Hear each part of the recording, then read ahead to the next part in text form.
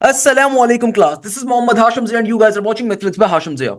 बेटा आज की क्लास के अंदर वी विल बी डिस्कसिंग नज़्म बिन स्कूल पास पेपर्स। आज की क्लास के अंदर मैं एक और लेक्चर आप तमाम स्टूडेंट्स के लिए, वो तमाम बच्चे जो नज़्म बिन स्कूल में अप्लाई कर रहे हैं, उनके लिए एक और लेक्चर लेकर आ रहा हूं। इस लेक्चर के अंदर हम लोग समझेंगे कि किस तरीके से नज़्म के पास पेपर्स के अंदर, नज़्म के बिन स्कूल के अंदर मैथ्स के क्वेश्चंस आ रहे होते हैं।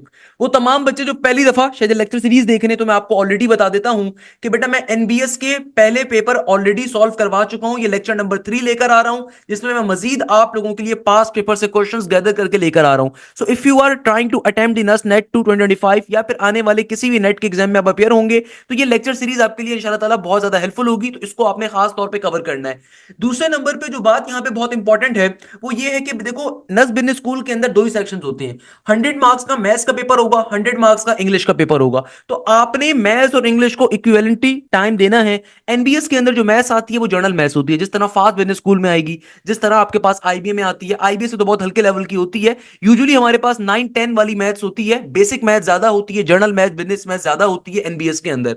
सेकंड नंबर के ऊपर एक चीज का बड़ा ख्याल रखिएगा, अगर आपने मेरे पास पेपर्स के लेक्चर्स नहीं लिए उनको लाजमी तौर पे कवर करें। इसके अलावा अगर आप अपनी प्रॉपर तैयारी करना चाहते हैं नज़्म स्कूल की, तो आप लाजमी तौर पे बैच को ज्वाइन करिए। मेरा न्यू बैच अभी 7 फरवरी से स्टार्ट हो रहा है। इस बैच की खास बात यह कि बेटा इस बैच के अंदर ना सिर्फ आपकी नस की तैयारी कवर होगी, बल्कि इसके अलावा फास्ट की, आईबीए की, लम्स की, जीआईकेआई की, यूईटी की, कॉमसेट्स की, एयर की, प्यास की, पाकिस्तान की तमाम टॉप यूनिवर्सिटीज की तैयारी इस बैच में कवर करवाई जाएगी। वन टाइम फीस होती है इस बैच की। इस बैच में आपको तमाम के तमाम टॉपिक्स, तमाम के तमाम चैप्टर्स लाइव क्लास में कवर करवाए जाएंगे। इंजीनियरिंग वालों का बैच डिफरेंट होता है, बिजनेस वालों का मैथ्स डिफरेंट होती है, उनका बैच भी इसलिए डिफरेंट होता है। हम आपको हर तरह की सिनेरियोज प्रोवाइड करते हैं, हम आपको हर तरह की क्लास प्रोवाइड करते हैं। ये जो आपकी फीस होती है, इस फीस में आपकी इंजीनियरिंग के सब्जेक्ट्स की तैयारी भी होती है। अगर आप बिजनेस यूनिवर्सिटीज में अप्लाई कर रहे हैं, आपको अलग से फीस पे करने की नीड नहीं होती। आपको हम अलग से डिफरेंट बैच के अंदर एकोमोडेट करते हैं। हम आपको डिफरेंट बैच, यानी कि बिजनेस का जो बैच होता है बिजनेस यूनिवर्सिटीज का, वो स्पेसिफिक अलग बैच होता है, वो हम आपको वो भी प्रोवाइड करते हैं 7,000 रुपीज के अंदर। ये सबसे बड़ा फायदा होता है हमारे बैचेस का। तो भाई आज की क्लास के ऊपर मूव करेंगे नज़्म बिजनेस स्कूल के एक और बड़े बेहतरीन लेक्चर के ऊपर। सबसे पहले नंबर के ऊपर जो क्वेश्चन आ रहा है ना, इसमें एग्जामिनर कह रहा है what is the additive identity, what is the multiplicative identity. पहले 2 3 क्वेश्चन तो आइडेंटिटी के टॉपिक के ऊपर ही आ गए, बल्कि अगला क्वेश्चन भी आइडेंटिटी के ऊपर ही आ रहा है। वो जो आइडेंटिटी एलिमेंट होता है ना, आप सबसे पहले आइडेंटिटी एलिमेंट को समझो। आइडेंटिटी को हम रिप्रेजेंट करवाते हैं स्मॉल ई से। आप किसी भी सिंबल से रिप्रेजेंट कर सकते हो, मगर स्टैंडर्ड तरीका होता है स्मॉल ई से। कि बेटा देखो, आइडेंटिटी एलिमेंट का मतलब ये होता है कि दुनिया में आप कोई भी टर्म लो, अगर आप उस टर्म को बाइनरी ऑपरेट करवाते हो आइडेंटिटी एलिमेंट के साथ, तो वापस से मुझे आंसर में क्या मिल जाएगा, अपनी पहली वाली टर्म। यानी कि देखो, आइडेंटिटी एलिमेंट कर क्या रहा है, जरा और से बात समझो। दुनिया में मैं कोई भी टर्म लेता हूं, अगर मैं उस टर्म को बाइनरी ऑपरेट करवाता हूं, बाइनरी ऑपरेट करवाने का मतलब मल्टीप्लाई, प्लस, माइनस, डिवाइड, कुछ भी। अगर मैं दुनिया में किसी भी टर्म को बाइनरी ऑपरेट करवाऊं एक ऐसी टर्म के साथ कि मुझे वापस से ओरिजिनल मेरी टर्म मिल जाए, यानी कि अनचेंज मुझे वापस से ओरिजिनल टर्म मिल जाए, तो वो जो टर्म थी ना जिससे मैंने बाइनरी ऑपरेट करवाया था, वो कहलाता है आइडेंटिटी एलिमेंट।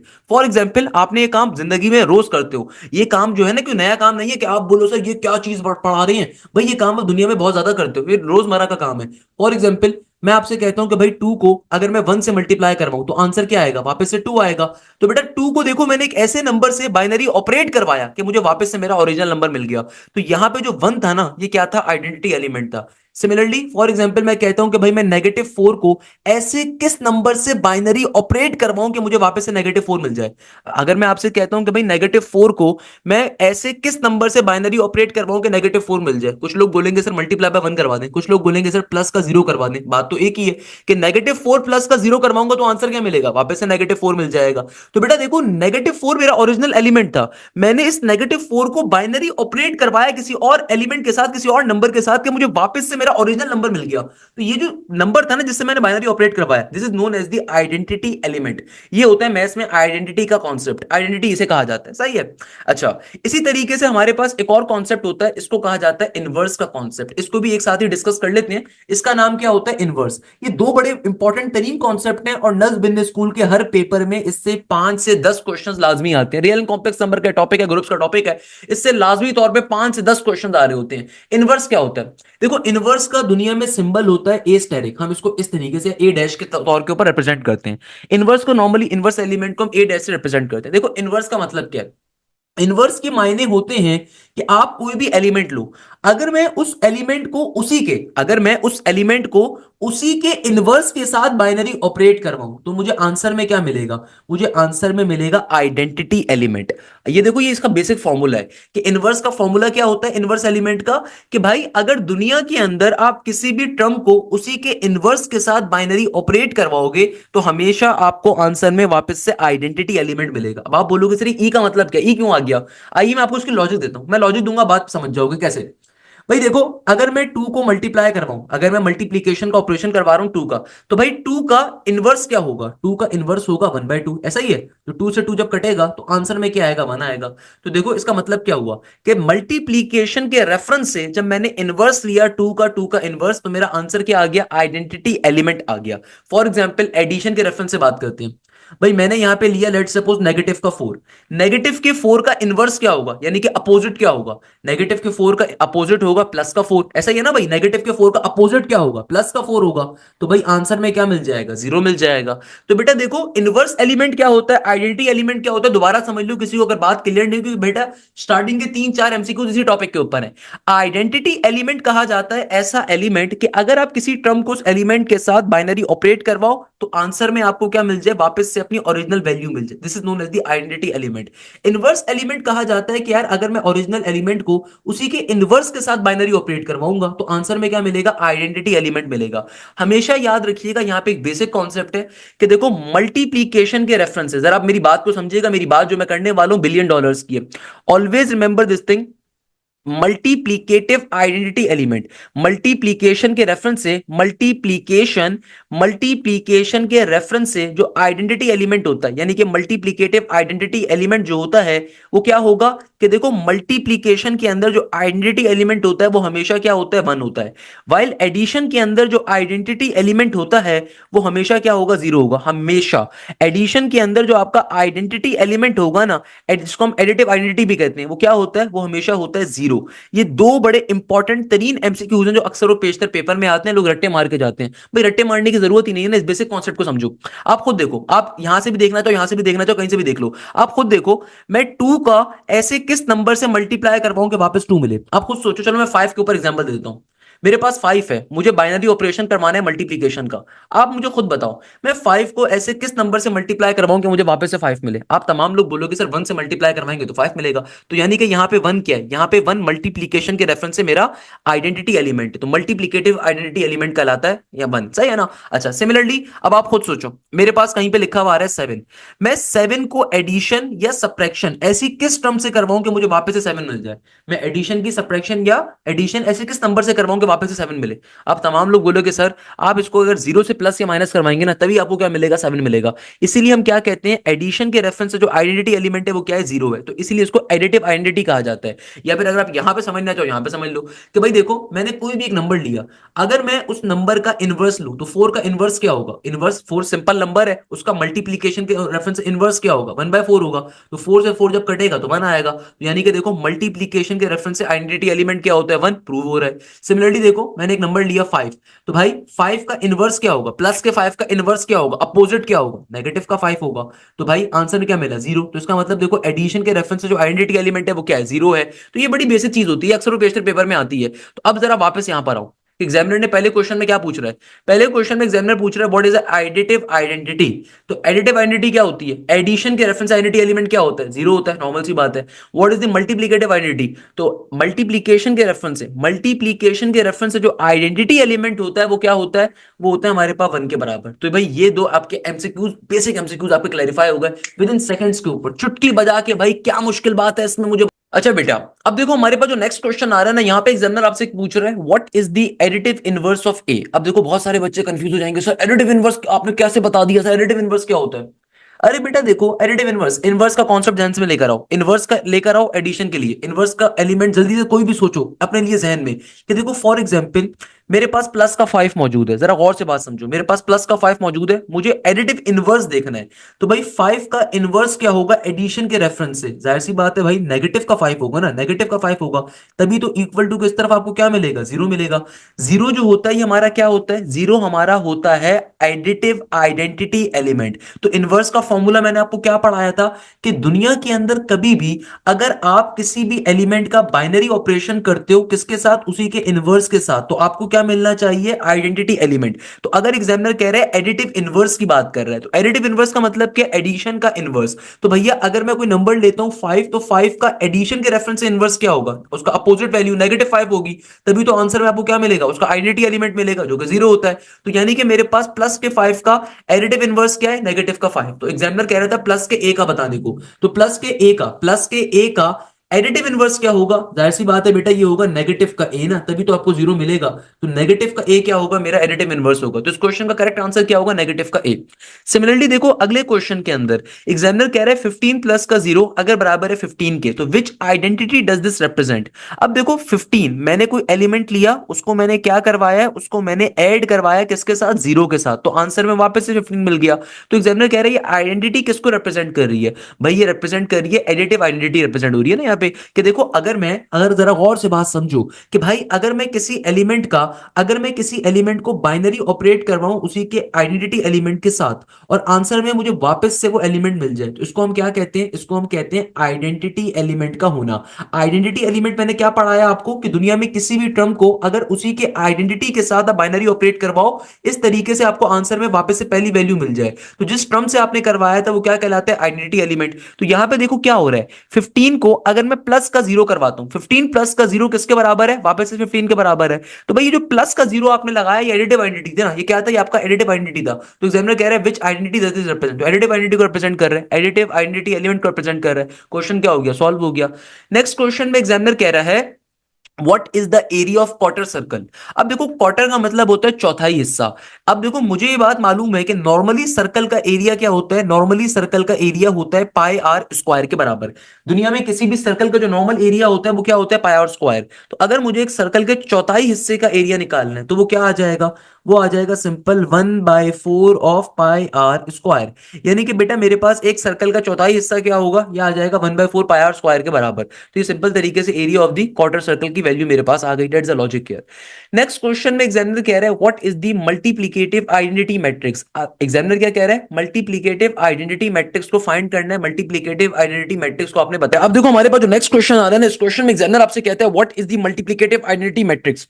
अब देखो भाई इस क्वेश्चन की लॉजिक क्या है, एग्जामिनर आपसे बड़ी मासूमाना अंदाज में कह रहा है कि भाई मल्टीप्लिकेटिव आइडेंटिटी मैट्रिक्स को फाइंड करके बताओ क्या होता है। अब देखो दुनिया के अंदर आइडेंटिटी मैट्रिक्स या मल्टीप्लिकेटिव आइडेंटिटी मैट्रिक्स कहते किसे हैं।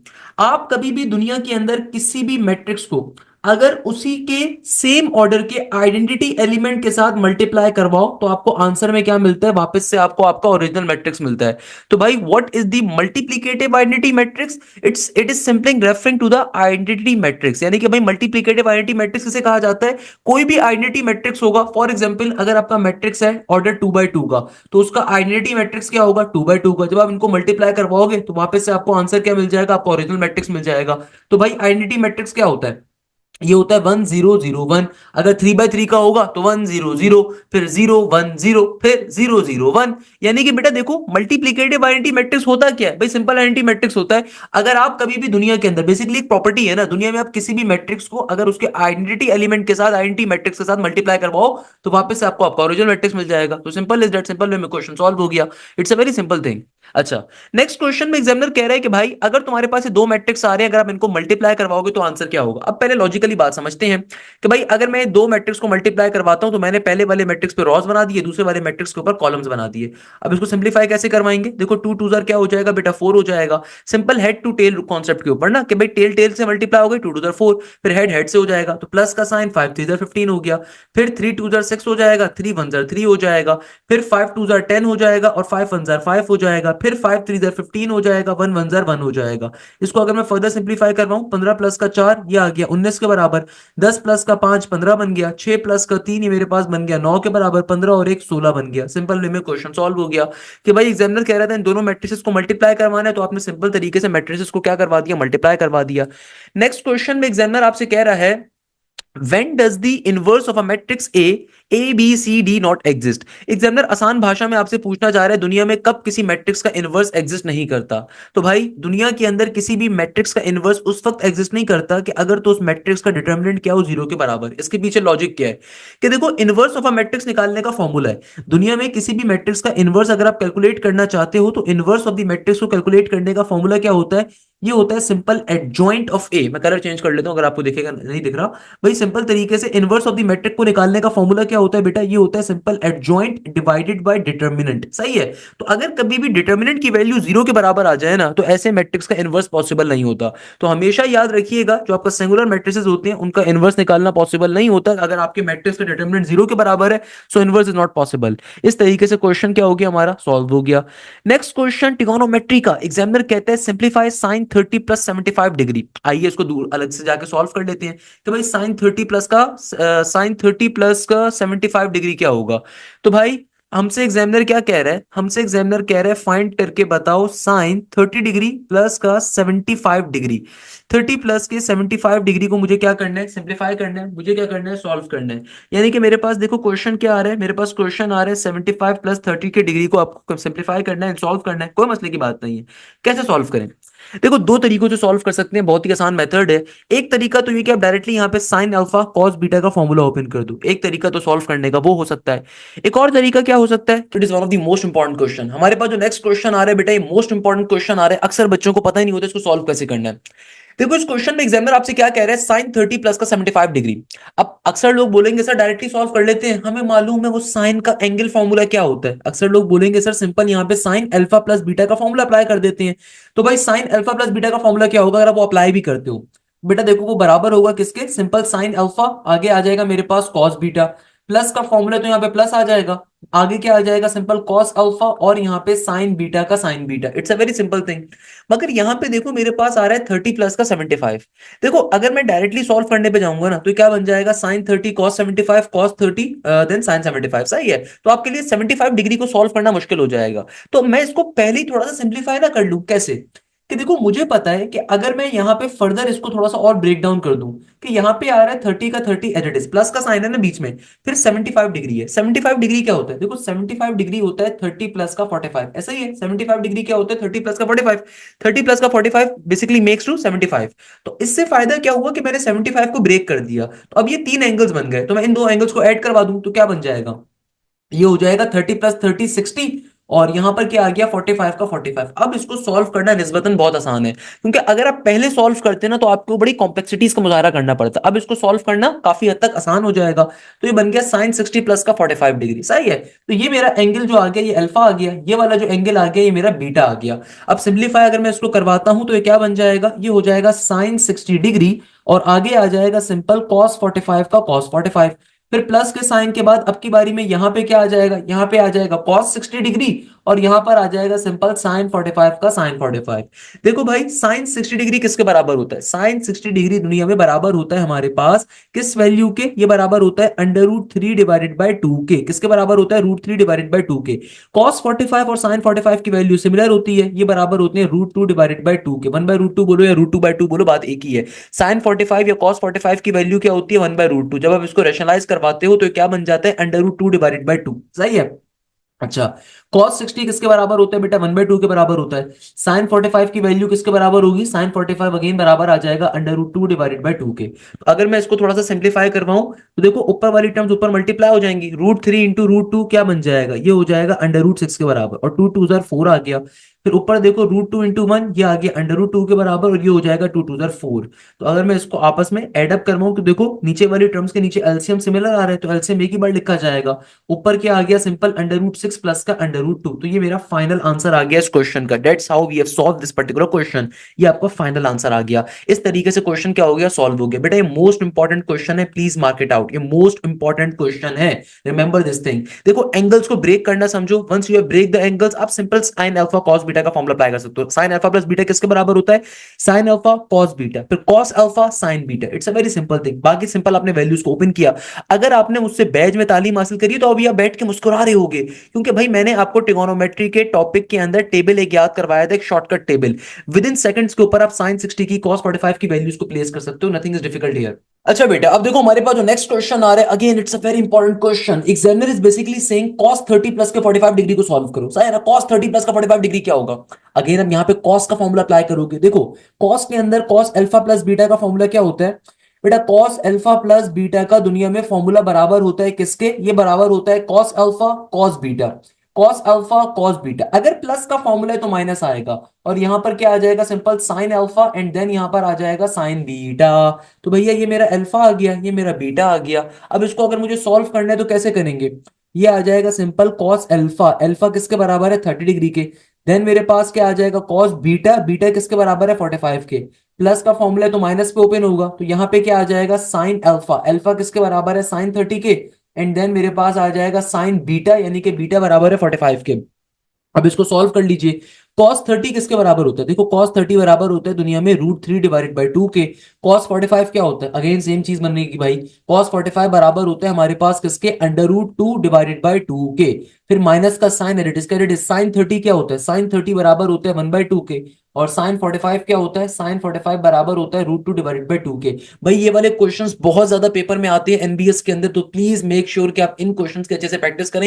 ये बहुत पूछा जाता है। तो √3 √2 क्या बन गया? ये बन गया √6, और नीचे 2 2 4 बन जाएगा। अब की बारी में माइनस का साइन, √2 इंटू 1 यहां पर आ गया √2, 2 2 क्या होता है? 4 के बराबर। भैया माइनस कैसे आया? cos अल्फा प्लस बीटा का फॉर्मूला होता है बेटा, अगर प्लस का फॉर्मूला है तो माइनस पे ओपन होगा, माइनस का फॉर्मूला है तो प्लस पे ओपन होगा।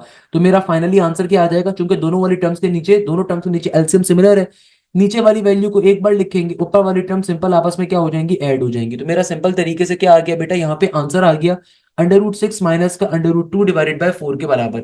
इस तरीके से फाइनली मेरा एक क्वेश्चन क्या हो गया बेटा? सॉल्व हो गया। That's the logic here.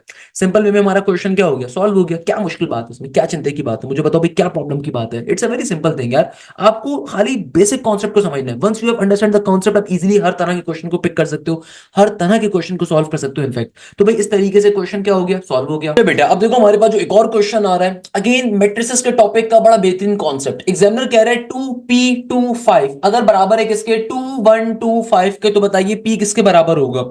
हमेशा याद रखिएगा, अगर दुनिया में कभी भी दो मैट्रिसेस इक्वल टू के आमने सामने एक दूसरे के बराबर हैं, कभी भी दुनिया में अगर दो मैट्रिसेस इक्वल टू के आमने सामने एक दूसरे के बराबर है ना, तो उनके करस्पॉन्डिंग एलिमेंट्स भी एक दूसरे के बराबर होते हैं। तो यानी कि देखो, अगर मुझे पी की वैल्यू निकालनी है तो पी के सामने जो टर्म आ रही है ना, वो पी के बराबर होगी। ये मैथ्स का बड़ा बेसिक कॉन्सेप्ट है मैट्रिसेस के अंदर, कि भाई कभी भी दुनिया में अगर दो matrices of the similar order equal to के आमने सामने एक दूसरे के बराबर हैं, तो इसका मतलब क्या है कि इनके करस्पॉन्डिंग एलिमेंट्स भी, इनके बेसिक एलिमेंट्स भी, जो करस्पॉन्डिंग एलिमेंट्स हैं एक दूसरे के आमने सामने वाले एलिमेंट्स हैं, वो भी हमेशा एक दूसरे के बराबर होंगे। तो इसका मतलब पी की वैल्यू किसके बराबर होगी बेटा? 1 के बराबर होगी। अच्छा, एक और क्वेश्चन अगेन मैट्रिक्स की प्रॉपर्टी का आ रहा है। एग्जामिनर कह रहे हैं कि भाई तुम्हारे पास एक मैट्रिक्स है 2 -5 6 और 9। अगर ये मैट्रिक्स तुम आइडेंटिटी मैट्रिक्स से मल्टीप्लाई करवाओगे तो आंसर क्या आएगा? हमेशा याद रखिएगा, दुनिया में कभी भी अगर आप किसी भी मैट्रिक्स को उसके सिमिलर आइडेंटिटी मैट्रिक्स से मल्टीप्लाई करवाओगे, तो आंसर में वापस से आपको आपका ओरिजिनल मैट्रिक्स मिल जाएगा। इस प्रॉपर्टी को मैंने तो अभी क्लास में भी डिस्कस किया आप लोगों के साथ। तो सेम मेरा क्या आ जाएगा? आंसर आ जाएगा। क्वेश्चन सॉल्व हो गया। नेक्स्ट क्वेश्चन परसेंटेजेस का आ रहा है। इंपॉर्टेंट क्वेश्चन है भैया। मैंने तो परसेंटेजेस बहुत डिटेल में आप लोगों को सॉल्व करवाए, बैच के अंदर भी और बैच के अलावा भी यूट्यूब पे भी मैंने तो बहुत डिटेल में वीडियो डाली थी। एग्जामिनर कह रहे हैं 32 इंटू 1/2% किसके बराबर होगा? देखो सबसे पहले तो समझो 32 1/2 का मतलब क्या है। इसका मतलब है सिंपल तरीके से 1/2 किसे कहते हैं? 0.5 को। तो 32 इंटू 1/2 का मतलब क्या है? ये बन गया 32.5। यानी कि 32.5 परसेंटेज की वैल्यू बतानी है आपको। आपको क्या बताना है? 32 इंटू 1/2। देखो 1/2 किसे कहते हैं? 1/2 कहते हैं 0.5 को ना। तो भाई 32 इंटू 0 यानी कि 32 यहाँ पे आ जाएगा, और 0.5 का 0.5 एड इज। तो कभी भी कोई भी वैल्यू अगर ऐसे करके लिखी हो ना, कि लेट सपोज आपके पास लिखा हुआ आ रहा है 4 इंटू 1/2, तो एक तरीका तो सॉल्व करने का ये होता है कि 4 2 8, 8 प्लस का 1 9/2 बन गया। या अगर आप डायरेक्टली सॉल्व करना चाह रहे हो तो क्या बन जाएगा? 4 का 4 एड इज 1/2 बराबर है 0.5 के, तो ये आ गया 4.5 के बराबर। ये भी एक शॉर्टकट मेथड होता है चीजों को लिखने का। तो 32 इंटू 1/2 किसके बराबर होगा? 32.5 के। अब एग्जामिनर कह रहे हैं 32.5 परसेंटेज किसके बराबर है, तो यानी कि परसेंटेज के सिंबल को रिमूव करना है। हमेशा याद रखिएगा, दुनिया में कभी भी जब आप परसेंटेज को रिमूव करते हो ना, डिवीजन में 100 आता है। तो बेटा देखो, अगर मैं यहाँ पे परसेंटेज को रिमूव करूंगा ना, तो डिवीजन में क्या आ जाएगा? डिवीजन में आ जाएगा 100। सही है। अब अगर मैं इसे फर्दर सिंप्लीफाई करूं तो कैसे करवाऊंगा? अगेन देखो, मैथ्स का एक बड़ा बेसिक कॉन्सेप्ट है। दुनिया में मैथ्स के अंदर जो है ना, कभी भी जब आप डेसिमल को रिमूव करते हो, डेसिमल को राइट हैंड साइड पे भेजते हो, तो अपोजिट साइड पे वन के बाद उतने जीरो आते हैं। फॉर एग्जांपल अगर कहीं पे लिखा हुआ आ रहा है 5.2, तो अगर मैं डेसिमल को एक प्लेस आगे भेजूंगा ना, तो मेरे पास डिवीजन के बाद क्या आएगा, एक जीरो आ जाएगा। लेट सपोज कहीं पे लिखा हुआ आ रहा है 5.43, तो भाई डेसिमल में अब देखो अब की बारी में मैं दो डिजिट्स को अगर आगे भेजूंगा ना, तो अपोजिट साइड पे क्या हो जाएगा, वन के बाद उतने जीरो आ जाएंगे। बेसिक कॉन्सेप्ट है। तो सेम काम हमने यहाँ पे करना है।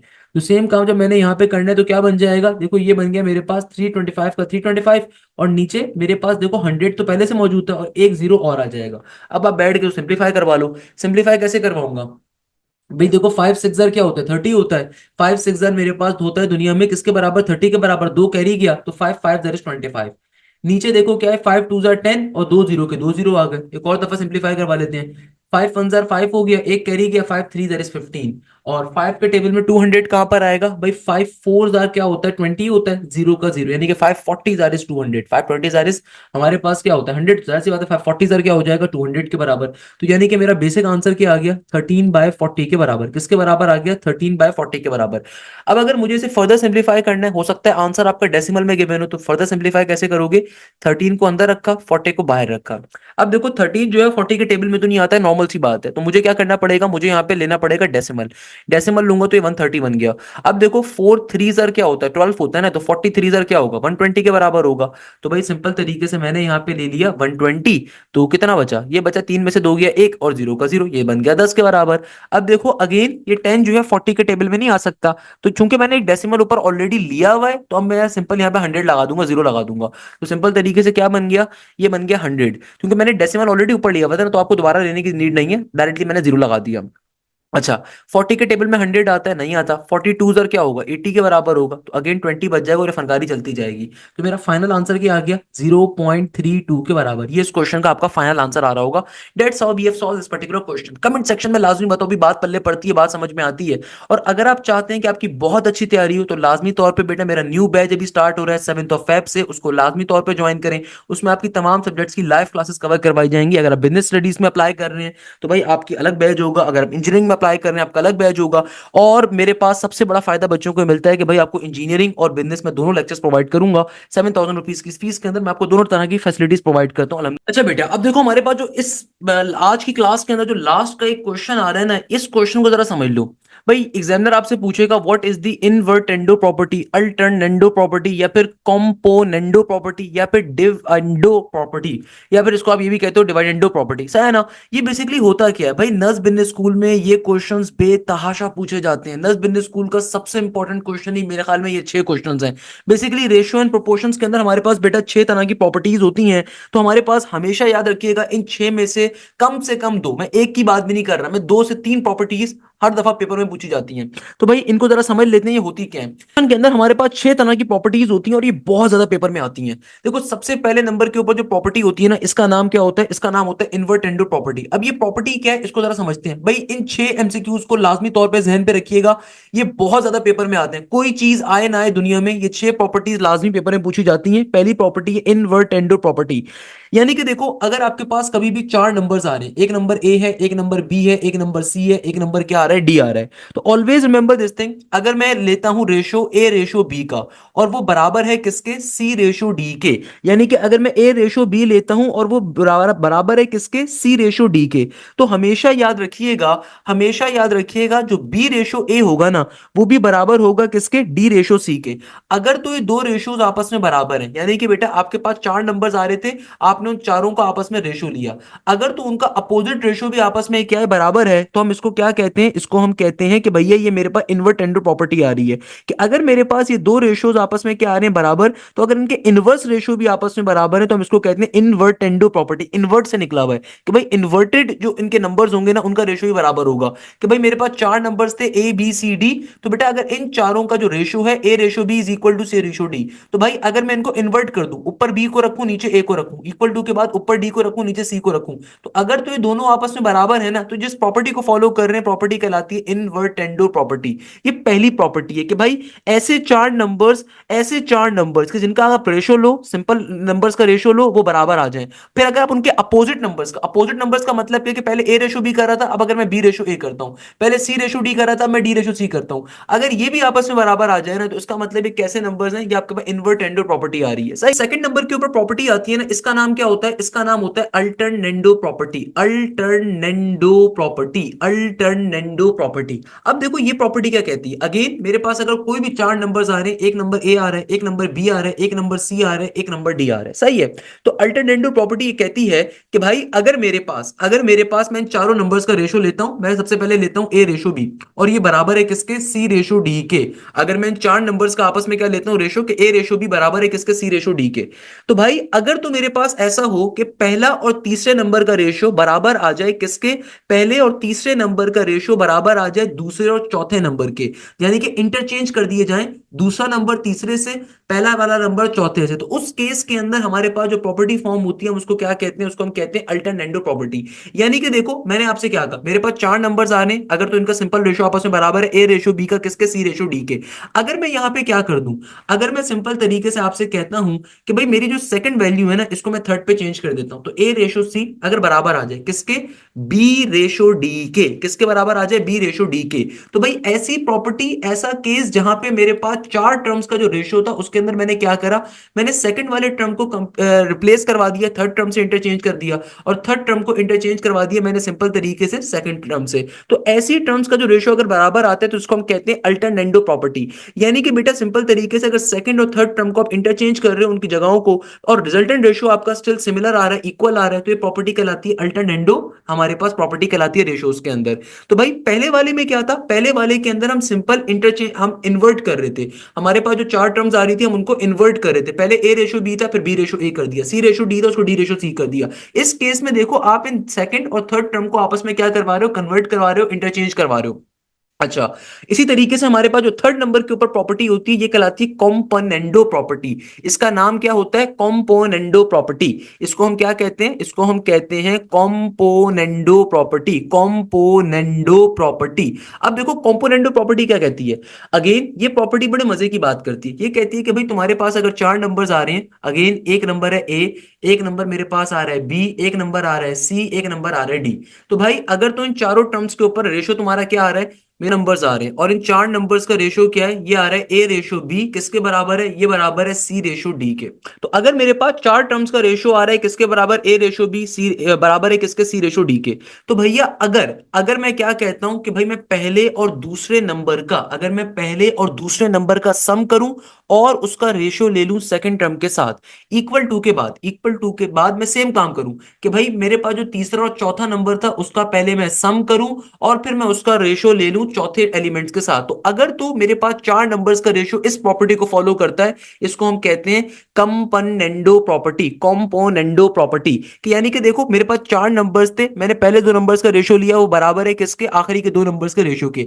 अगर तो ये रेशियोज की जो वैल्यूज हैं ये फॉलो करती हैं इस प्रॉपर्टी को कि मैं पहले दो नंबर्स का सम लूं फिर उसका रेशियो लूं दूसरे नंबर के साथ, ये बराबर आ जाए किसके, कि मैं लास्ट के दो नंबर्स का पहले सम लूं और फिर रेशियो लूं उसका चौथे नंबर के साथ, अगर ये उसके बराबर आ जाए तो ये कहलाता है कॉम्पोनेंडो प्रॉपर्टी। अगर तो सम के वैल्यू को फॉलो कर रहा है ना, इसकी एक शॉर्टकट है, अगर तो इस सम की प्रॉपर्टी को फॉलो कर रहे हैं, देखो यहां पे सम लिया था तो ये कॉम्पोनेंडो प्रॉपर्टी है, सही है। और डिवाइडेंडो प्रॉपर्टी कब बनती है, डिवाइडेंडो प्रॉपर्टी बनेगी अगर मैं सम की जगह पे माइनस कर दूं। तो मेरे पास जो चौथी प्रॉपर्टी होती है, जो चौथा एमसीक्यू होता है, वो सेम कॉम्पोनेंडो का ही होता है, मगर इसका नाम क्या है, इसका नाम होता है डिवाइडेंडो प्रॉपर्टी। यानी कि इसको हम क्या कहते हैं, डिविडेंडो प्रॉपर्टी भी कह लो इसको आप आसान तरीके से, इसकी असल प्रोनाउंसिएशन क्या होगी, डिविडेंडो प्रॉपर्टी। कि भैया मैं क्या कर रहा हूं, अगर मैं सम की जगह पे क्या ले लूं, डिफरेंस ले लूं। यानी कि देखो मेरे पास जो है ना चार नंबर्स थे, उन चार नंबर्स का जो रेशो था वो आपस में बराबर है। अगर तो ये रेशो फॉलो करे इस प्रॉपर्टी को कि पहली वाली दो टर्म्स का मैं डिफरेंस लेता हूं और वो डिफरेंस का फिर मैं रेशो लेता हूं सेकंड टर्म के साथ, ये बराबर आ जाए अगर मैं लास्ट की दो टर्म्स का आपस में डिफरेंस लूं एंड देन उसका रेशो लूं चौथी टर्म के साथ, यानी कि आखिरी वैल्यू के साथ, अगर ये आपस में बराबर आ जाए तो ये प्रॉपर्टी कैसी कहलाएगी, ये प्रॉपर्टी कहलाती है डिविडेंडो प्रॉपर्टी। तो भाई देखो कंपोनेंडो प्रॉपर्टी और डिविडेंडो प्रॉपर्टी सिमिलर है, बस डिफरेंस क्या क्या है कि भाई कंपोनेंडो के अंदर सम होता है, डिविडेंडो के अंदर डिफरेंस होता है। बाकी तमाम बातें सिमिलर ही हैं, बाकी तमाम बातें सिमिलर ही हैं, तो आपको ज्यादा रट्टे मारने की जरूरत नहीं है भाई, आपको कोई एक्सट्रीमली रट्टे मारने की कोई जरूरत नहीं है, कोई लॉजिक नहीं बनती, बेसिक कॉन्सेप्ट है, कोई इशू की बात नहीं है। तो ये आ गया, देखो मेरे पास कंपोनेंडो प्रॉपर्टी भी आ गई, डिविडेंडो प्रॉपर्टी भी आ गई, चार तो मेरे ये एमसीक्यूज बन गए। अब देखो पांचवें नंबर के ऊपर जो मेरा एमसीक्यूज होता है ना, again it's a very interesting, इसको हम कहते हैं कन्वर्टेंडो प्रॉपर्टी। अब देखो कन्वर्टेंडो प्रॉपर्टी क्या होती है, हर साल पेपर में एक ना एक एमसीक्यू इन पे लाजमी आता है। तो मेरा बेटा हमारे पास जो नेक्स्ट वैल्यू होती है उसको हम क्या कहते हैं, कन्वर्टेंडो प्रॉपर्टी। इसका नाम क्या है, कन्वर्टेंडो प्रॉपर्टी। अब देखो कन्वर्टेंडो कन्वर्टेंडो प्रॉपर्टी क्या कहती है कि भाई तुम्हारे पास चार नंबर्स हैं, पहले दो नंबर्स का रेशियो बराबर है किसके, लास्ट के दो नंबर्स के रेशियो के, सही है।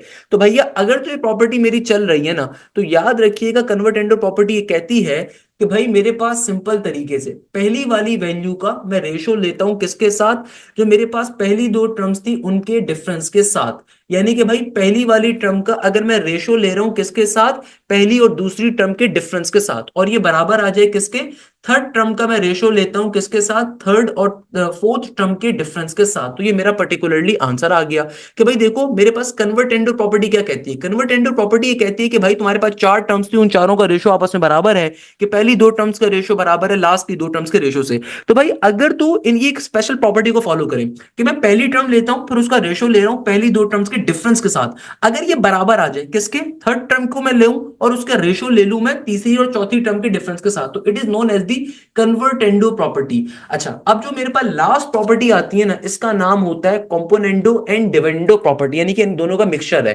कि भाई मेरे पास जो नेक्स्ट प्रॉपर्टी आती है जो इनकी चौथी टाइप होती है, इसको हम क्या कहते हैं, इसको हम कहते हैं कंपोनेंडो डिविडेंडो प्रॉपर्टी, यानी कि इसका नाम ही पूरा का पूरा, यानी कि तीसरी और चौथी का मिक्सचर है। इसका नाम क्या है, कंपोनेंडो और डिविडेंडो प्रॉपर्टी, डिविडेंडो प्रॉपर्टी, यानी कि कंपोनेंडो और डिविडेंडो प्रॉपर्टी का मिक्सचर है। इसमें होता क्या है कि देखो हमारे पास अगेन अगर कोई चार नंबर्स आ रहे हैं, एक नंबर आ रहा है ए, उसका मैं रेशो लेता हूं बी के साथ, ये बराबर है किसके, सी रेशो डी के साथ।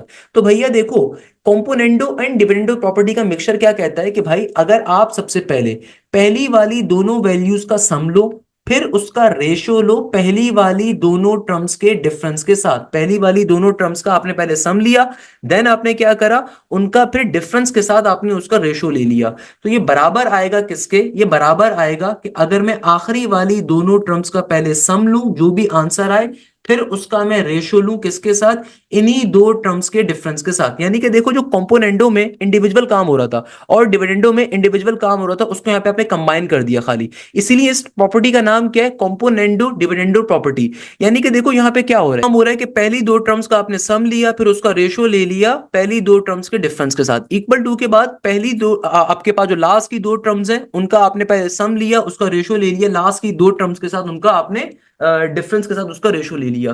तो ये प्रॉपर्टी कहलाती है कंपोनेंडो डिविडेंडो प्रॉपर्टी। भाई ये 6 एमसीक्यूज हैं जो बहुत ज्यादा नस्ब इन स्कूल में पूछे जाते हैं, तो खुदारा इन 6 एमसीक्यूज की आपने तरीके से तैयारी करनी है। सबसे पहले नंबर के ऊपर इन्वर्टेंडो, फिर अल्टरनेंडो, फिर कंपोनेंडो, फिर dividendo, then convertendo and then finally componendo and dividendo का मिक्सचर। तो ये 6 एमसीक्यूज हैं जो बहुत ज्यादा पेपर में आते हैं। सो आज की क्लास को हम लोग यहीं तक रखते हैं। आज की क्लास के हम लोगों ने मल्टीपल पास पेपर्स के एमसीक्यूज देखे, डिफरेंट तरह के कॉन्सेप्ट को देखा। Remember this thing, most important question जो आपके पास नस्ब इन स्कूल के लिए होते हैं वो होता है अलजेब्रा, ट्रिगोनोमेट्री और ज्योमेट्री।